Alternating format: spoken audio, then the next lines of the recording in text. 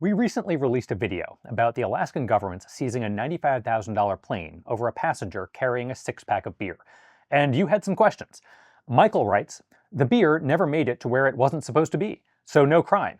Which is a great point. So let me start by noting that in Alaska, dry village can really mean dry village. Some villages prohibit not just selling alcohol, but importing it or even just keeping it for your own use. So it didn't matter in Ken's case whether Ken's passenger was planning to sell the beer in her luggage or drink it herself, or, as was the case, whether she was just bringing it in her groceries to give to her husband. And it's correct that the beer never actually made it to the dry village. About 12 years ago, in fact, when this case was young, the trial court in Ken's case made that very point. But a higher court in Alaska said, basically, the plane was on the tarmac, that's good enough.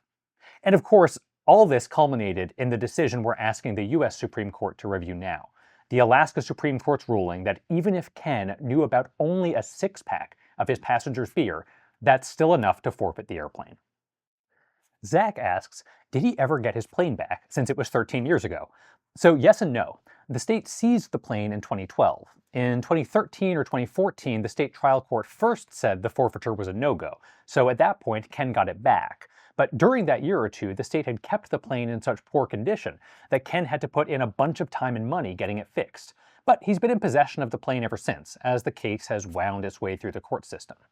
At the same time, Alaska has, of course, relentlessly tried to confiscate the plane permanently, which rhymes with IJ's last big excessive fines case, State of Indiana versus Tyson Timbs. There, Indiana spent 7 or 8 years trying to forfeit our client Tyson Timbs' Land Rover. There, the Indiana Supreme Court likened the state to Captain Ahab's chase of the white whale Moby Dick. But in Ken's case, the state of Alaska has taken things to the next level. 13 years spent trying to forfeit a plane over a six-pack of beer. And it was Budweiser. Thanks for watching, and keep these questions coming.